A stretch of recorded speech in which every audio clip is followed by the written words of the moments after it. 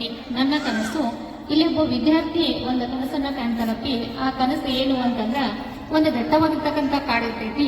ಆ ಪ್ರದೇಶದಲ್ಲಿ ಬೆಳೆದಿರ್ತಕ್ಕಂಥ ಎತ್ತರವಾಗಿರ್ತಕ್ಕಂಥ ಮರ ಗಿಡ ಅವನ್ನೆಲ್ಲ ಬಳಸ್ಕೊಂಡ ಮುಗಿಲೆತ್ತರಕ್ಕ ಹಬ್ಬುವಂತ ಬಳ್ಳಿಯನ್ನ ನೆನೆಸ್ಕೊಂಡ ಹಸಿರಿನ ನಡುವೆ ಬಣ್ಣದ ಚಿತ್ತಾರ ಮೂಡಿಸುವಂತ ಹೂವು, ಹಣ್ಣುಗಳು, ದುಂಬಿಯ ಜೀಂಕಾರ, ಪಕ್ಷಿಗಳ ಕಲರವ, ನಡುವೆ ತೇರಿ ಬರ್ತಕ್ಕಂಥ ಕೋಗಿಲೆ ಧ್ವನಿ, ಜುಳು ಜುಳು ಹರಿಯುತ್ತಿರುವ ಜರಿಯ ನಿನಾದ. ಇಂಥ ಸುಂದರ ಪರಿಸರದಲ್ಲಿ ಪ್ರಾಣಿ ಪಕ್ಷಿಗಳಿಗೆ ನೆಮ್ಮದಿಯ ಆಶ್ರಯ ತಾಣ ಆಗೈತಿ ಅಂತ ಹೇಳ್ಬಿಟ್ಟ ಒಂದು ಮುಂಜಾನೆ ಏನ್ ಮಾಡ್ತಾರೋ ಅಂತಂದ್ರ, ಕಾಡಿನ ಕಲರ ನಡುವೆ ಹೆಜ್ಜೆಯ ಸಪ್ಪಳವು ಪ್ರಾಣಿಗಳ ಕಿವಿಯನ್ನ ನಿಮಿರುವಂತೆ, ಮುಂಜಾನೆ ಕಾಡಿನ ಕಲರವ ನಡುವೆ ಹೆಜ್ಜೆಯ ಸಪ್ಪಳವು ಪ್ರಾಣಿಗಳ ಕಿವಿಯನ್ನ ನಿಮಿರುವಂತೆ ಮಾಡಿತು. ಏನೆಂದು ನೋಡುವಷ್ಟರಲ್ಲಿ ಮರದ ಬುಡಕ್ಕೆ ಬಿದ್ದ ಹೊಡೆತದಿಂದ ಪಕ್ಷಿಗಳು ಚಿರುತ್ತಾ ಹಾರಿದವು. ಸನಿಹದಲ್ಲಿ ಪ್ರಾಣಿಗಳು ಭಯಮಿಶ್ರಿತ ಕುತೂಹಲದಿಂದ ಯಾರದು ಎಂದು ತಿರುಗಿ ನೋಡಿದವು. ಮಾನವನನ್ನ ಕಂಡು ಸಿಟ್ಟುಕೊಂಡು ವಾದಕ್ಕೆ ಮುಂದಾದವು. ನಿನಗಿನ್ನು ಬುದ್ಧಿ ಬರಲಿಲ್ಲವೇ? ಅತಿವೃಷ್ಟಿ ಹಾಗೂ ಅನಾವೃಷ್ಟಿ ಇಂದ ಸಾವು ನೋವುಗಳು ಸಂಭವಿಸಿವೆ.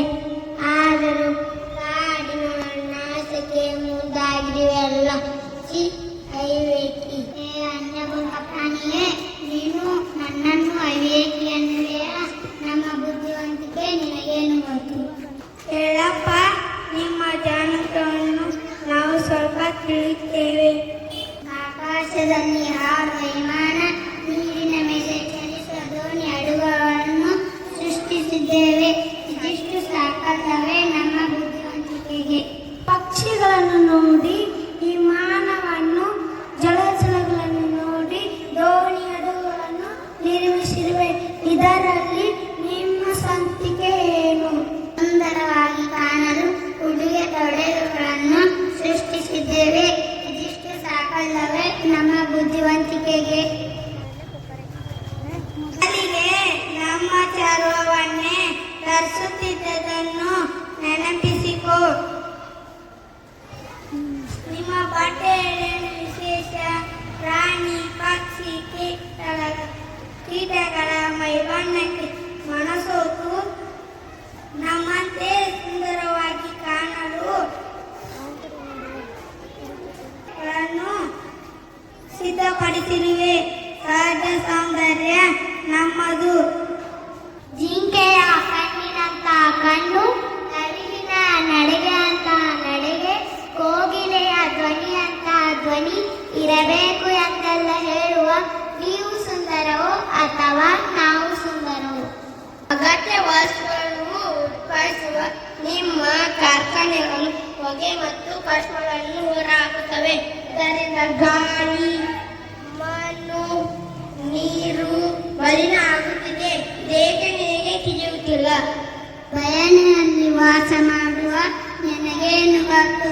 ನಾವು ಕಟ್ಟಿರುವ ಸುಂದರವಾದ ಮನೆಗಳ ಬಗ್ಗೆ ಬಂದು ನೋಡಿ, ನಮ್ಮ ಬುದ್ಧಿವಂತಿಕೆ ತಿಳಿಯುತ್ತದೆ.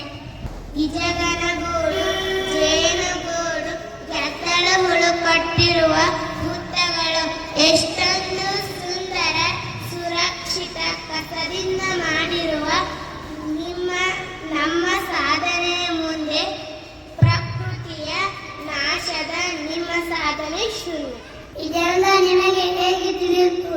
ನಮ್ಮಲ್ಲಿ ದೇಶಗಳಿಗೆ ವಲಸೆ ಹೋಗುತ್ತೇವೆ. ಅಲ್ಲಿ ನಮ್ಮ ಗೆಳೆಯರೊಂದಿಗೆ ಚರ್ಚಿಸುವ, ನಮ್ಮ ತಿಳಿದುಕೊಳ್ಳುತ್ತೇವೆ. ಮಾನವ, ನೀನು ಏನೇ ಮಾಡಿದರೂ ಅಥವಾ ಮುಂದೆ ಮಾಡಿದರೂ ಅದು ಈ ಪ್ರಕೃತಿಯ ಪ್ರಭಾವದಿಂದ, ಪ್ರಕೃತಿಯ ಅಂಗವಾದ ಕಾಡಿನ ನಾಶದಿಂದ ನಿನ್ನ ಸಂತತಿಯ ನಾಶ ಎಂಬುದನ್ನು ಮೊದಲು ಅರಿತುಕೋ. ಕಾಡಿನ ಸಂರಕ್ಷಣೆಗೆ ಮುಂದಾಗು. ಸಾಲು ಮರದ ತಿಮ್ಮಕ್ಕನನ್ನು ನೋಡಿ ಕಲಿ. ನೀನು ಬದುಕುವ ಜೊತೆಗೆ ಪ್ರಕೃತಿಯ ಉಳಿವಿಗೆ ನಿನ್ನ ಬುದ್ಧಿವಂತಿಕೆಯನ್ನು ತೋರಿಸು. ಏಳು, ಎಚ್ಚರಕೊಳ್ಳು. ಸಮಯವಿರುವ ಮುನ್ನ ಎದ್ದೇಳು. ಆಗುತ್ತೆ.